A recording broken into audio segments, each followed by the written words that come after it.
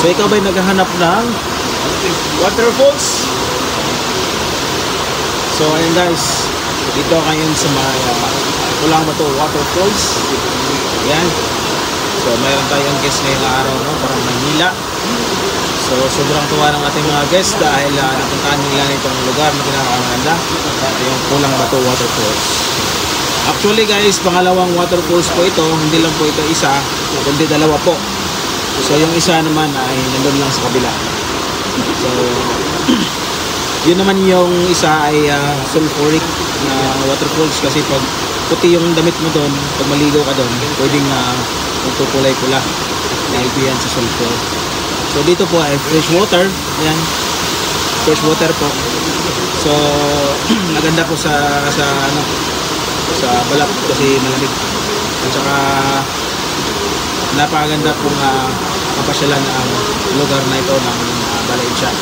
So kung plano nyo mag-tutor dito, pwede nyo po akong kontakin mismo dito sa aking Facebook page at sa mismong account natin. Meron din tayong TikTok account. Search nyo lang po yung Jeffrey283. Ayan po, marami tayong mga nakapag-upload ng mga video na party po ng Valencia.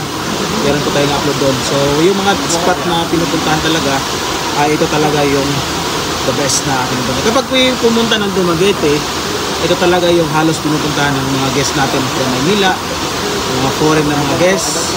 Meron tayo ng ganun. So yun guys, kaya nga tayo ay nagdadala ng guests para naman mapa-enjoy natin sila kung gaano kaganda ang negosyo natin.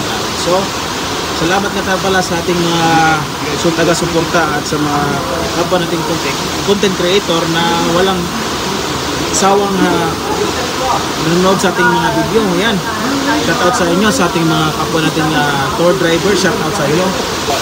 So ayan guys, meron tayong mga kasamang tour driver sa ating ngayon, yung araw natin na pinuntahan. So ito yun si Rodel, isang kaibigan kong malupit na tour guide. Rodel Talentino, pwede nyo i-PM. Mayroon din TikTok account? Yes, I am. Mayroon TikTok account. So hindi lang kami nag-iisang tour guide dito sa Dumaguete at saka Valencia. Hindi lang kami nag-iisang tour guide. Pwede rin kami mag-tour sa Apo Island, pwede din sa Manhuyod White Sandbar. Yes, of course. Yan, shout out sa ating mga manonood at sa sarang pa. Diba? Cape Alicia. Cape Alicia. Yes. Cape Alicia at saka Santa Box. Yes. So yung Santa Box, malapit sa lugar namin. Sa amin yan. Ako ng hari doon. Sa Bangke. Sa Bangke. So guys, nakikita nyo sa likod namin. Yan. Yan, pinakamagandang waterfalls yan. Pwede kayo maligo dito. Yan, pinatras lang. Nakatako na. Tulog ito. Oh?